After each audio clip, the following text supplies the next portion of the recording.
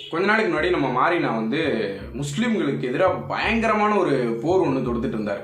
அது மறைமுகமாகவே, அதாவது எப்படின்னா வெளிப்படையாக நான் முஸ்லீம்களுக்கு எதிரி அப்படின்னு நம்ம அண்ணன் சொல்லிக்காம மறைமுகமாகவே வந்து முஸ்லீம்கள் திட்டம் போட்டு கொரோனாவை பரப்புகிறார்கள் அப்படின்ற மாதிரியான சில விஷயங்கள்லாம் சொல்லிட்டு இருந்தாரு.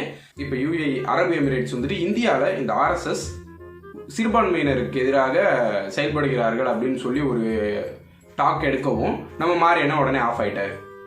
என்னடா எதிர்த்து பேசும்போது மட்டும் இவ்வளோ வீடியோ போட்டால் இப்போ திருப்பி ஒரு கேள்வி கேட்குறேன் அப்படின்னா அதுக்கு ஒரு பதில் ஒரு வீடியோ கூட போடலையே அப்படின்னு சொல்லி வெயிட் பண்ணிட்டு இருந்தோம். அண்ணன் இப்போ போட்டுட்டாரு. ஆனால் அது பதில் வீடியோ மாதிரி தெரியல. அது என்னன்னு பார்க்கலாம். இன்னைக்கு 3 விதமான விஷயங்களை உங்களோட பகிர்ந்து கொள்ள விரும்புகிறேன். 3 செய்திகள். சரி, அப்புறம் மாரினா முதலாவது செய்தி என்ன அப்படின்னா, அதுதான் இந்த பெரியவர். இந்த பெரியவருடைய வயது ஏறக்குறைய 70.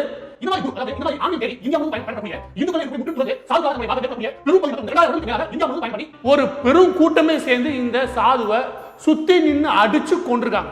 அதை ஏற்றுக்கொள்ளும்படி இல்லை. ஏன் ஏற்றுக்கொள்ளும்படியா இல்லை?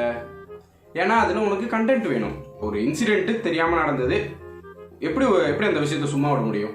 ஸோ அதை வச்சு நம்ம ஒரு கான்ட்ரவர்சியை கிரியேட் பண்ணியே ஆகணும். அந்த கூட்டம் கண்டிப்பாக திட்டமிட்டு இந்த பெரியவர் அடிச்சு கொழு முடிவு தான் கொண்டாங்க. அதாவது மாரினா நமக்கு தோணுது அப்படின்றதுக்காண்டி அதை ஒரு இஷ்யூவா கொண்டு வந்து நம்ம முன்னாடி வைக்கவே கூடாது என்னைக்குமே. இந்த விஷயத்தை பத்தி நம்ம முழுசாவே சொல்லிடலாம். என்ன அப்படின்னா, ஏப்ரல் 16ஆம் தேதி வந்துட்டு மும்பையில இருந்து குஜராத்துக்கு ஒரு 2 சாதுக்கள் பிளஸ் ஒரு டிரைவர், அந்த கார் ஓட்டிட்டு போனவர், 3 பேர் போயிருக்காங்க. அங்க பல்ஹர் அப்படின்ற இடத்துல நிறுத்தியிருக்காங்க. அந்த இடத்துல ஆல்ரெடி ஒரு ரூமர் பரவி இருக்கு. என்ன அப்படின்னு வந்து பார்த்தீங்கன்னா, இந்த கொரோனாவால லாக்டவுனாக இருக்குது இல்லையா இந்தியா ஃபுல்லாக. ஸோ இந்த டைமை யூஸ் பண்ணி நிறைய பேர் குழந்தைங்களெல்லாம் கடத்திட்டு போயிடுறாங்க அப்படின்ற ஒரு ரூமர் அந்த ஊரில் பரவலாக இருக்குது. இவங்க அந்த நைட் டைமில் அந்த இடத்துல போய் இருக்கிறத பார்த்துட்டு யார் இந்த 3 பேர் சம்மந்தமே இல்லாமல் இருக்காங்க அப்படின்னு சொல்லி அவங்கள கார்லேருந்து வெளியே இழுத்து போட்டு அடிச்சிருக்காங்க. அந்த இடத்துக்கு போலீஸ் வந்திருக்காங்க. ஆனால் போலீஸால் அதை கண்ட்ரோல் பண்ண முடியலை. ஏன்னா இந்த சம்பவத்தில் அவங்கள அடித்த எத்தனை பேர் அப்படின்னு வந்து பார்த்தீங்கன்னா மொத்தம் 101 பேர். அந்த 101 பேரும் அடுத்த 8 மணி நேரத்தில் அரெஸ்ட் பண்ணிட்டாங்க.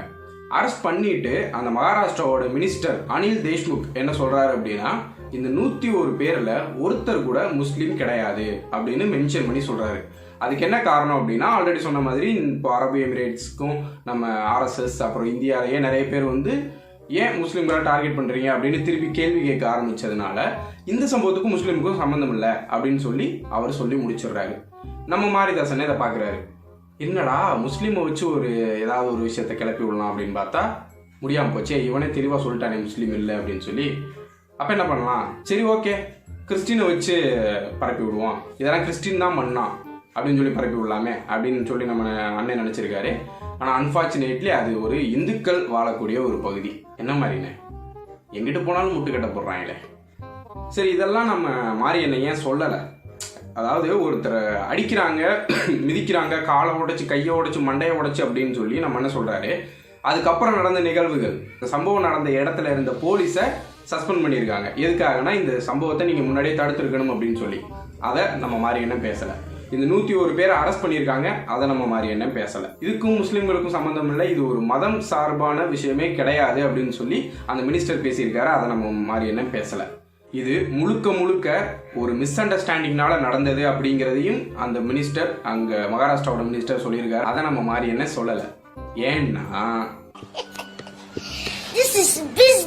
இதெல்லாம் நமக்கு தேவையில்லை.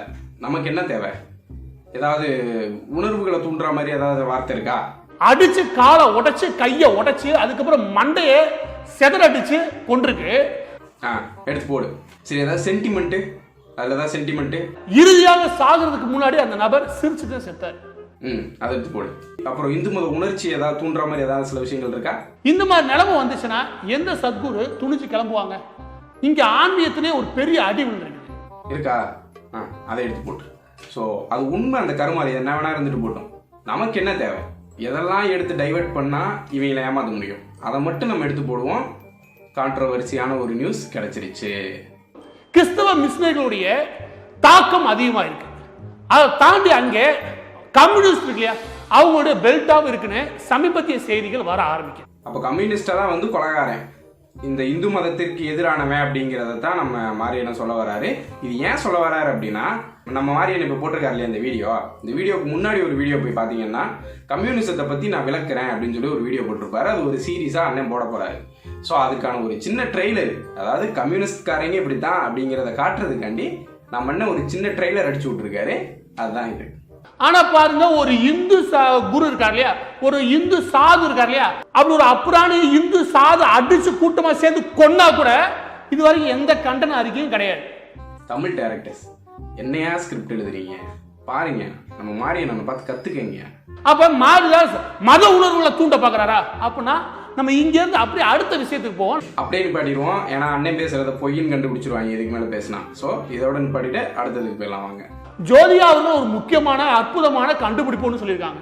அது என்ன அப்படின்னா, இந்த கோவில்கள் இருக்கு இல்லையா, இந்த கோவில்கள் அதெல்லாம் தேவையா? பள்ளிக்கூடங்கள் நடத்தலாமே. ஏன் கேள்வினா, சமீபத்தில் இந்த விதமான ஏதாவது கோவில் கட்டுறத ஜோதிகா அவர்கள் பார்த்தாங்களா? இந்த மாதிரி பேசக்கூடிய நபர்கள் யாரா பார்த்தீங்களா? பண்டைய காலத்துல கட்டினது, இப்ப யாரும் கட்டல. மாறினே போய் வீடியோவை பாரு, பார்த்துட்டு அதில் அவங்க என்ன சொல்லியிருக்காங்க அப்படிங்கிறத தெளிவாக தெரிஞ்சுக்கிட்டு வந்துட்டு நம்ம பேசலாம். ஜோதிகா எந்த இடத்துலையுமே கோவிலை கட்டாதீர்கள் அப்படின்னு எந்த இடத்துலையுமே மென்ஷன் பண்ணலை. மெயின்டெனன்ஸ் அப்படின்னு ஒரு செலவு ஒன்று பண்ணுறீங்க பார்த்தீங்களா, வருடம் அந்த மெயின்டைனிங், அதாவது பராமரிப்பு, அந்த பராமரிப்புக்காக செலவு பண்ணுற செலவை ஸ்கூலுக்கும் பள்ளிக்கூடங்களுக்கும் ஹாஸ்பிட்டலுக்கும் நீங்கள் செலவு பண்ணீங்கன்னா பிள்ளைங்க நல்லா படிக்குங்க, படித்து தெளிவான அறிவோட வரும். இந்த மாதிரி அவனாவது பொய்யா பேசிட்டு இருந்தா அவனை நம்பாது அப்படின்றதுக்காக அவங்க சொன்ன விஷயம். இவ்வளவு வேலை செஞ்சு மண்டை மேல இருக்க கொண்டே மறந்துட்டனாலா? இந்த விதமான பிரபலங்கள் யாராவது ஒரு ஆள் இந்த விதமாக தேடி பக்கா பிளான் பண்ணி 15,000க்கு மேற்பட்ட சர்ச்சுகள் கட்டும்போது ஒரே ஒரு குரல் எழுப்பினது உண்டா? அதாவது கோயிலை ஏன் பராமரிக்கிறீங்க, கவர்மெண்ட் செலவு பண்ணி ஏன் கோயிலை பராமரிக்கிறீங்க அப்படின்னு கேட்டா, நீ ஏன்டா சர்ச்சு கட்டுறன்னு சொல்லி ஒரு பிரைவேட் காரனை நீ கை காட்டுற. ஃபர்ஸ்ட் நம்ம கிட்ட இருக்க தப்பை நம்ம திருத்திக்குவோம். நாம என்ன தப்பு பண்ணிட்டு இருக்கோமோ அதை தான் முதல்ல நம்ம பார்க்கணும். அதுக்கப்புறம் போய் அடுத்தவனை பார்க்கலாம், பக்கத்து வீட்டுக்காரனை. அதை பத்தி பேசாத. எங்க அப்பா பாட்டையும் புட்டி அம்பிட்டு போன காலங்காலமா வீட்டோட மாப்பிள்ளைய தாண்டி போயிருக்காங்க. அந்த வழியில வந்தவன் கோவிலுக்கு செலவு பண்ணக்கூடியது நம்ம அரசாங்கம்.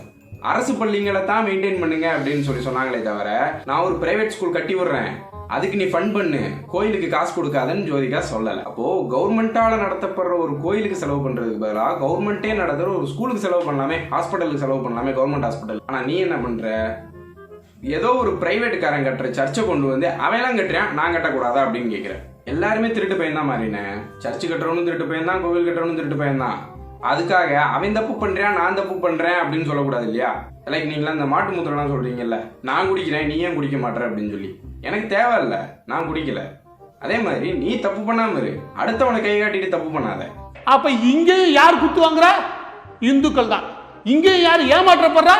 இந்த மாதிரி வசனங்கள் பின்னாடி முழுவதுமாக ஏமாறுறது வேற யாரும் கிடையாது, இந்துக்கள் மட்டும்தான். அது நம்ம சின்ன வயசுல இருந்தே இருக்க ஒரு பழக்கம். நம்மளது முட்டாள், அறிவில்லாதவனே, ஏமாந்துறவனே அப்படின்னு சொல்லி திட்டினா நமக்கு டக்குன்னு கோவம் வரும். அண்ணன் கரெக்டா பண்றாருல. பேச வக்கு இல்லைனா இந்துக்களை பத்தி பேசுறதுக்கு எவனுக்கு அருகதை இல்லை நான் சொல்றேன். சரி, இதெல்லாம் ஒரு பக்கம் இருக்கு. மாரியண்ணன் ஒரு பக்கம் இப்படி பேசிட்டு இருக்காரு. இந்த ஜோதிகா பத்தி நம்ம பாண்டியன் எதுவுமே பேசலையே அப்படின்னு பார்த்தா பாண்டியன் ஒன்று பேசியிருக்காரு. அதை பாருங்க. நம்ம கோயிலுக்கெல்லாம் நம்ம எவ்வளவோ செலவழிக்கிறோம், உண்டியல் எவ்வளவோ காசு போகிறோம். அதெல்லாம் விட நம்ம இந்த மாதிரி மருத்துவமனையும் பள்ளிக்கூடங்களையும் நம்ம பார்க்கணும் அப்படின்னு. பரவாயில்ல, நம்ம பாண்டியனுக்கு கொஞ்சம் அப்சர்விங் நாலேஜ் அதிகம்னு நினைக்கிறேன். கரெக்டாக சொல்லிட்டாப்ல. கோயிலில் காசு போடுறீங்க, கோயிலுக்கு செலவு பண்ணுறீங்க, அதை கவர்மெண்ட் ஹாஸ்பிட்டலுக்கும் ஸ்கூலுக்கும் செலவு பண்ணுங்க, அதை கரெக்டாக சொல்லிட்டாப்ல நம்ம பாண்டியன்னு. ஸோ அதுதான் எக்ஸ்பீரியன்ஸ் அப்படிங்கிறது. பொய் சொன்னாலும் அதில் கொஞ்சம் சில உண்மைகளை வச்சு கரெக்டாக முட்டு கொடுத்தாதான் மக்கள் நம்புவாங்க. சினிமா பார்க்கறது தேவையில்லை, சினிமாக்கெல்லாம் ஏன் காசு செலவழிக்கிறீங்கன்னு ஜோதிகா அப்பயா சொல்லியிருப்பாங்களா? சொல்ல மாட்டாங்கல்ல. பாண்டியனை சினிமாவையும் கோயிலையும் கம்பேர் பண்ணுறாரு. எனக்கு தெரிஞ்ச வரைக்கும் சினிமா கூட கொஞ்சம் ஒரு 3 மணி நேரம் என்டர்டெய்னிங்காக இருக்கே தவிர கோயில்கள் அப்படி எந்த விஷயத்தையுமே எனக்கு கொடுத்த மாதிரி தெரியல. நான் உனக்கு நல்லது பண்ணுறேன் அப்படிங்கிற பேரில் தட்டில் காசை வாங்கிட்டு ஏமாத்துற வேலையை தான் கோவில்கள் பண்ணிக்கிட்டு இருக்கு. அந்த விஷயத்தில் நம்ம நம்பி போனோம்னா ஒரு 3 மணி நேரம் சிரிக்க வைக்கிறதோ இல்லை ஒரு மெசேஜ் சொல்கிறதோ அந்த மாதிரியான விஷயங்கள் கூட சினிமாக்கள் பண்ணுது அப்படின்னு நினைக்கிறேன்.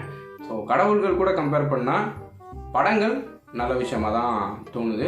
ஆனால் இதெல்லாம் பேசுனா நம்மளை என்னடா ஏத்திஸ்டா, நீ நாத்திகம் பேசுறியா அப்படின்னு கேட்பாங்க. ஸோ நமக்கு தெரியும் சொன்னா எவன் கேட்பான்?